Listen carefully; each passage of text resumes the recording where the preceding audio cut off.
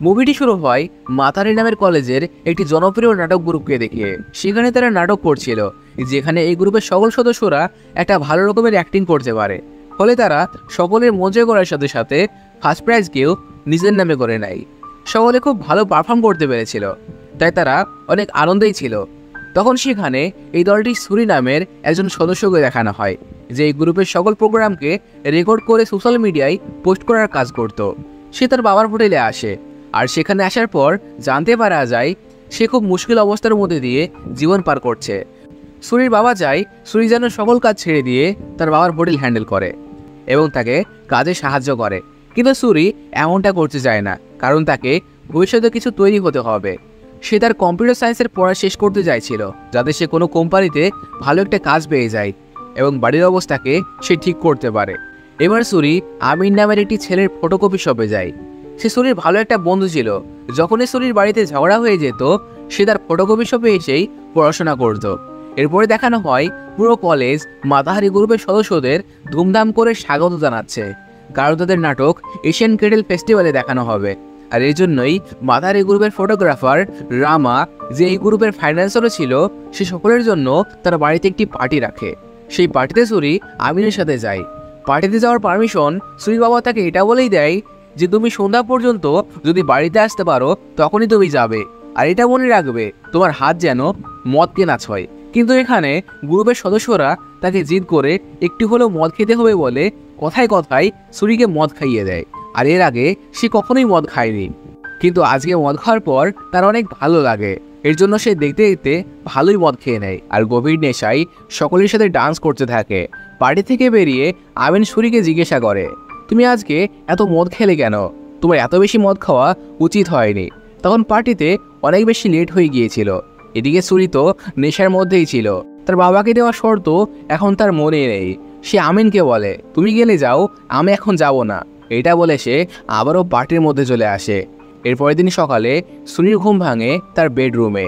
গত রাতে সে যেহেতু অনেক বেশি মদ খেয়ে ফেলেছিল, তাই সে কোনো চিন্তা না করে ঘুমিয়ে পড়ে। ফলে সে সকালে ঘুম থেকে দেরি করে ওঠে। দেরি হওয়ায় সে পার্টির ড্রেস পরেই তার কলেজে যাওয়ার জন্য বেরিয়ে পড়ে। আর কলেজে আসার পর স্কলারশিপ ডিপার্টমেন্টের মেম্বাররা সুরিকে ইন্টারভিউর জন্য ডাক দেয়, সে পড়াশোনাতে ভালো পারফর্ম করছে কিনা তা দেখার জন্য। কারণ সুরির পড়াশোনা এই স্কলারশিপের মাধ্যমে হচ্ছিল। আর সুরিকে এই পার্টি ড্রেসে দেখে সকল মেম্বারদের উপরে খুব খারাপ ইমপ্রেশন পড়ে। তারা সুরিকে কালকের পার্টির ওই সকল ফটোগুলি দেখায়, যেই ফটোগুলি কালকের পার্টি থেকে একজন তুলে সোশ্যাল মিডিয়ায় আপলোড করে দিয়েছে। যেটা দেখে ওই স্কলারশিপ মেম্বাররা তাকে বলে, যখন তুমি স্কলারশিপ নিয়েছিলে তখন তুমি একটি দায়িত্ববান মেয়ে ছিলে, কিন্তু এখন তুমি আর আগের মতো নেই। তাই আজকে থেকে তোমার স্কলারশিপ টার্মিনেট করা হলো, মানে বাতিল করা হলো। এটা শুনে সুরি অনেক ডিপ্রেশনে চলে যায়। সে ভাবতে থাকে সে এখন কিভাবে পড়াশোনা করবে। সুরি এটাও জানতো না যে কে তার ফটো তুলে সোশ্যাল মিডিয়ায় আপলোড করে দিয়েছে, কিন্তু সুরি যে কোনোভাবে জানার চেষ্টা করে যে কে তার ফটো তুলে সোশ্যাল মিডিয়ায় আপলোড করেছে, কারণ কালকের কোনো কথাই তার এখন মনে নেই। না সে জানতো মদ খাওয়ার পর তার সাথে কি হয়েছে, সে কীভাবেই বা তার বাড়িতে এসেছে, মানে সে কিছুই জানতো না। তার মাথায় এই টেনশনই কম পড়ছিল, তখনই তার কাছে আরেকটি মুশকিল এসে হাজির হয়। যখনই সে তার ঘরে যায়, সে দেখতে পায় তার বাবা তার সমস্ত জামা কাপড় প্যাকিং করছে, যে কাল রাত 3টের সময় তোমাকে অজানা কেউ একজন বাড়িতে রেখে গিয়েছে, আর তুমি সেই সময় সম্পূর্ণ নেশায় মগ্ন ছিলে। পুরো এলাকার মানুষ তোমাকে এই অবস্থায় দেখেছে, যার জন্য আমার কাউকে মুখ দেখানোর মতো কোনো অবস্থা নেই। তাই এটাই তোমার জন্য ভালো হবে তুমি এই ঘর থেকে বেরিয়ে যাও, আর দ্বিতীয়বার এখানে কখনোই ফিরে আসবে না। এটা শুনে সুরি একদম হতাশ হয়ে যায়। সে কীভাবে করতো? সে মন খারাপ করে সেখান থেকে চলে যায়। সুরি একটি বাথরুমে যায় এবং সে তার পরে থাকা টি শার্টটি ভালো করে দেখে। সে দেখতে পায় সে যে টি শার্টটি পরে আছে সেটা তার নিজের নয়, আর যে তাকে টি শার্টটি পরেছিল উল্টো করে পরেছিল। যেটা দেখে সুরি বুঝে যায় যে কালকের পার্টিতে তার সাথে কিছু না কিছু অবশ্যই খারাপ হয়েছে, যেটা তাকে জানতেই হবে। এর জন্য সে গ্রুপের সকল মেম্বারদের জিজ্ঞাসা করে যে কালকে রাতে কে তাকে বাড়িতে ছেড়েছিল। যেটা শুনে নেহা নামের মেয়েটি বলে, আমি তোমার জন্য ট্যাক্সি ভাড়া করেছিলাম, আর ওই ড্রাইভারই তোমাকে বাড়ি পৌঁছে দিয়েছিল, কারণ তুমি তখন অনেক নেশায় মগ্ন ছিলে। এবার সুরি আমিনের ঘরে থাকা শুরু করে দেয়, কারণ তার কাছে এখন থাকার জন্য কোনো ঘরই ছিল না, কারণ তাকে তো বাড়ি থেকে বের করে দেওয়া হয়েছে।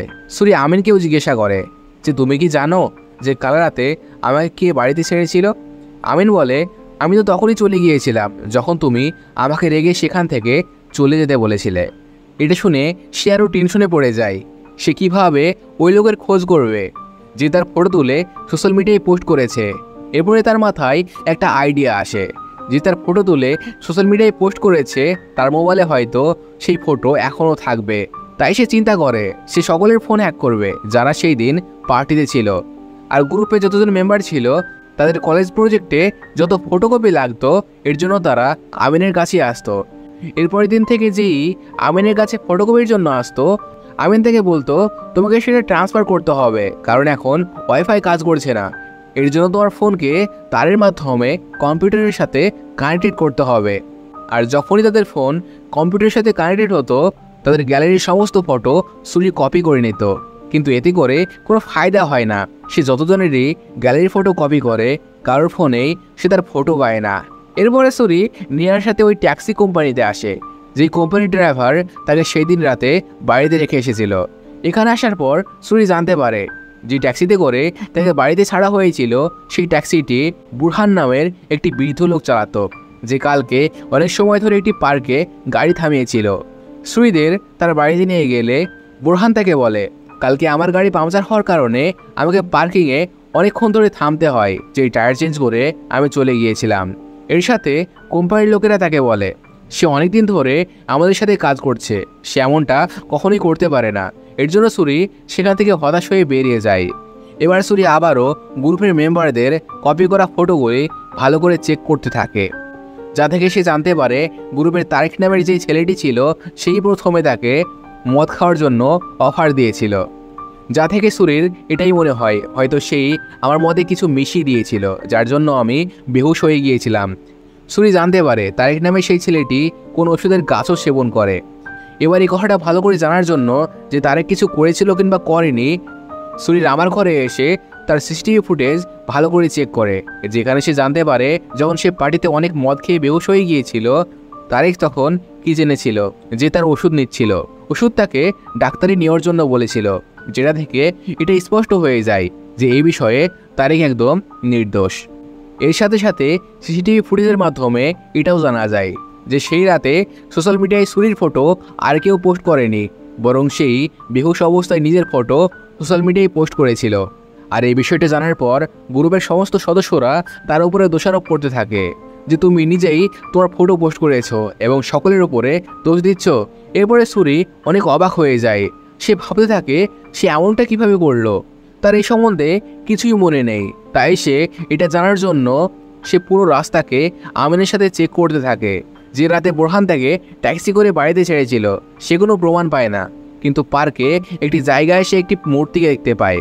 এই মূর্তির ছবি সেদিন রামাকে কোনো এক অজানা লোক পাঠিয়েছিল। এর মানে এটাও হতে পারে সেই রাতে রামার কোনো এক জানা লোক এখানে উপস্থিত থাকার ইশারা করেছিল, কিন্তু সে পুরো শিওর হয় না যে এর পেছনে রামারই হাত আছে কিনা। তখনই তার মনে আসে রামা অনেক সময় নাটকের মঞ্চে যে বড় বড় তারার পেন্টিংগুলি লাগাতো ওই ফটোগুলি নেওয়ার জন্য অনেক মানুষ আসতো, কারণ সেই ফটোগুলি অনেক রিয়েল ছিল। কিন্তু কেউই জানতো না রামা কোথায় থেকে এই পেন্টিংগুলি নিয়ে আসতো। কিন্তু সুরির এমনটা মনে হয় সেই অজানা লোকটি হয়তো তাকে এই তারার পেন্টিং দিত। আর এটাও হতে পারে সে দেখেছে সেদিন পার্কে আমার সাথে কি হয়েছে, কারণ সে রাতে সে পার্কে ছিল। এর জন্য সে ওই বড় বড় পেন্টিংগুলিকে ভালো করে চেক করতে থাকে, যেটা দেখে সে অবাক হওয়ার মতো একটি জিনিস লক্ষ্য করে, যেটা সকলে তারা ভাবছিল সেটা আসলে মানুষের বডি পার্ট ছিল। সেটাকে এমন করে এডিট করা হয়েছে যাতে ফটো দেখে তারা মনে হয়, যাতে সুরিরও বার্থমার্কের ফটো থাকে। তাই সে আমিনকে বলে রামাকে সে যেন বাহানা বানিয়ে ফটোকপি বানানোর কথা বলে সেখানে নিয়ে আসে। সেখানে তারা তার ফোন হ্যাক করার চেষ্টা তো করে, কিন্তু রামা বুঝে যায় যে তার ফোনের সাথে কেউ কিছু করার চেষ্টা করছে। তাই সে আমিনকে হার্ড ড্রাইভের কথা বলে সেখান থেকে চলে যায়। আর এ কথা সুরি শুনে নেয়। সে আমিনের কাছে ওই হার্ড ড্রাইভের কথা জিজ্ঞাসা করে, যেটাতে আমিন তাকে প্রথমে না তো বলে, কিন্তু সুরি যখন জোর করে ওই হার্ড ড্রাইভ দেখে সে অবাক হয়ে যায়। সে জানতে পারে আমিন আজ থেকে নয় বরং অনেক দিন ধরে তার কাছে আসতে থাকা প্রত্যেকের ফোনকে হ্যাক করে সকলের প্রাইভেট ফটোকে হার্ড ড্রাইভে সেভ করে রাখত। আমিন বলে আমি এই সমস্ত কাজ রামার কথাই করেছি। আমি সকলের ফোন হ্যাক করে তাদের প্রাইভেট ফটোগুলি হার্ড ড্রাইভে সেভ করে রামাকে দিতাম, যার জন্য সে আমাকে কিছু পরিমাণ টাকা দিত, যার মাধ্যমে আমার বোনের ওষুধ চলতো। আমি এটা ইচ্ছা করে করিনি, আমার এটা মজবুরি ছিল। তার মধ্যেই সুরি তার নিজের প্রাইভেট ফটো দেখতে পায়, যা দেখে তার মন ভেঙে যায়। আর সে ওখান থেকে তার ল্যাপটপ নিয়ে চলে যায়। আর সেই ল্যাপটপে এখনও রামার আইডি লগ ইন ছিল, কারণ আইডি লগ আউট করার আগেই সুরি ল্যাপটপ নিয়ে সেখান থেকে চলে আসে। এবার সুরি ল্যাপটপ খোলে এবং রামার আইডির মাধ্যমে তার লোকেশন চেক করে। সে দেখতে পায় সেই রাতে রামা ওই পার্কেই ছিল। এবার সুরি বুঝে যায় যে এইসবের পেছনে যে কোনোভাবে রামারই হাত আছে। এই জন্য সুরি তার কলেজে গিয়ে তার স্যারকে এই সমস্ত কথা বলে দেয় এবং কিছু প্রমাণও দেয়, যার মাধ্যমে সে রামাকে অপরাধী প্রমাণ করতে পারে। এবার ওই স্যার সমস্ত ডকুমেন্টগুলি পুরো কলেজে ছড়িয়ে দেয়। সেখানে রামা তার উকিলকে নিয়ে চলে আসে। যে কোনো সঠিক প্রমাণ না থাকার পরও কেন রামার সম্পর্কে তারা মিথ্যা আরোপ লাগিয়েছে। এই জন্য এবার সুরির কাছে দুটো রাস্তা খোলা থাকে, হয় সে কোর্টে গিয়ে কেস করুক, নয়তো একটি ভিডিও বানিয়ে পুরো কলেজের সামনে সে রামাকে নির্দোষ বলে তার কাছে মাপ চাক, যে সে রামার সম্পর্কে যতগুলো কথা বলেছে সবগুলোই ভুল ছিল। তখন সেখানে সুরির বাবা সুরিকে বলে সে যেন ভিডিও বানিয়ে রামার কাছে মাপ চায়, কারণ কোর্টে যাওয়াতে তাদের বেঁচে থাকা সম্মানটিও চলে যাবে, যার জন্য লোকে সুরির সম্পর্কে আরও জেনে যাবে। আর এখন সুরি এটা জানার পরও যে রামা এই সকলের পেছনে আছে, তাকে কলেজের সকলের সামনে ভিডিও বানিয়ে রামার কাছে মাপ চাইতে হয়, যে সে যতগুলো কথা রামার সম্পর্কে বলেছে সেগুলো সবগুলোই ভুল। এবার সুরির মা সুরির অবস্থা দেখে বুঝে যায় যে সুরির সাথে যেটা হয়েছে একদম সত্যি হয়েছে। এর জন্য সুরির মা সুরিকে তার বান্ধবীদের বাড়িতে নিয়ে আসে, যাতে সে ওখান থেকে রামার বিরুদ্ধে প্রমাণ সংগ্রহ করতে পারে। যেখানে সুরির সাথে দেখা করার জন্য গ্রুপের দুইজন মেম্বার তারেক এবং ফারা আসে। সেখানে তারা বলে আমরা পেন্টিংয়ে ভালো করে দেখেছি, ওই পেন্টিংয়ে আমাদেরও বডি পার্টকে এডিট করে বসানো হয়েছে। এর জন্য আমরাও তোমাকে সাহায্য করতে চাই, যাতে রামা তার করা নোংরা কাজের জন্য যোগ্য শাস্তি পায়। এবার সকলে বোরহানের ট্যাক্সিকে ফলো করতে থাকে, যে ট্যাক্সি ড্রাইভার সুরিকে সেই দিন রাতে বাড়ি পৌঁছে দিয়েছিল, কারণ তার উপরে সন্দেহ হয় যে সেও রামার সাথে মিলিত আছে। তারা প্রথমে বোরহানের ট্যাক্সির টায়ার পাংচার করে দেয় এবং প্যাসেঞ্জার হয়ে তারেক তার ট্যাক্সিতে বসে যায়। কিন্তু যখন বোরহান টায়ার চেঞ্জ করতে যায়, সে চেঞ্জ করা তো দূরের কথা, টায়ার তুলতেই পারে না, যার ফলে তাদের বিশ্বাস হয়ে যায় যে বোরহান রামার সাথে মিলিত আছে। কারণ সেই রাতে যখন তাকে জিজ্ঞাসা করা হয়েছিল সে কোথায় ছিল, সে বলেছিল তার গাড়ির টায়ার পাংচার হওয়ায় সে পার্কিং করেছিল এবং টায়ার পাংচার ঠিক করছিল। কিন্তু এখন তো সে টায়ার তুলতেই পারে না। এর জন্য তারেক তাকে মেরে বেহুশ করে দেয় এবং সকলে মিলে তার ফোন চেক করে, যেখানে 8 জন কলেজের স্টুডেন্টের ভিডিও পাওয়া যায়, যাদের সাথে রামা খুব খারাপ ব্যবহার করেছিল। তাদের মধ্যে সুরি, ফারা এবং তারেকও থাকে। এর সাথে সাথে ওই রাতের কল রেকর্ডিংয়ের মাধ্যমে বোঝা যায় টায়ার খারাপ হওয়ার পর বোরহান রামাকে ফোন করে এবং এটা বলে আমি সুরিকে বেহুশ করে দিয়েছি, এখানে এসে আমার টায়ার ঠিক করে দাও এবং সুরিকে নিয়ে গিয়ে যা করার তাই করো। মানে এই পেন্টিংয়ে যতজনের বডি পার্ট আছে তাদের সকলকে নিয়েই বোরহান এবং রামা মিলে এই অশ্লীল কাজ করেছে। তারা এটা ভেবে দুঃখী হয়ে যায় যে তাদের না জানা সত্ত্বেও তাদের সাথে কত কিছুই না হয়ে গিয়েছে।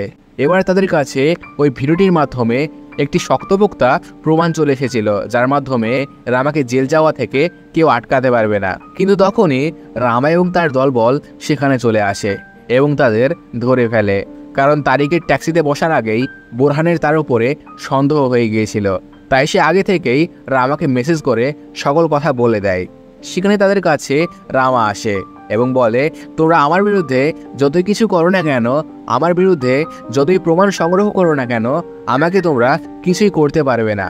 এরপরে সে সুরিকে বলে তোমার উপর থেকে সবার ভরসা উঠে গিয়েছে, দ্বিতীয়বার তুমি যদি এমনটা কিছু করতে চাও তাহলে এবারও তোমাকে কেউ বিশ্বাস করবে না। এই বলে রামা বোরহানের ফোনে আগুন লাগিয়ে দেয়, যেখানে 8 জন স্টুডেন্টের সেই অশ্লীল ভিডিও ছিল। এরপরে রামা এবং তার দলবল সেখান থেকে চলে যায়। এবার শেষে সুরি এবং বাকি যতজন থাকে তারা সকলে মিলে তাদের কাছে যতটুকু প্রমাণ আছে সেগুলো ফটোকপি করে তারা ক্যাম্পাসে ওড়াতে শুরু করে দেয়, যাতে ক্যাম্পাসের সকলের এটা বিশ্বাস হয়ে যায় যে তাদের সাথে কিছু খারাপ হয়েছে। আর এভাবেই এই মুভিটি এখানেই শেষ হয়ে যায়।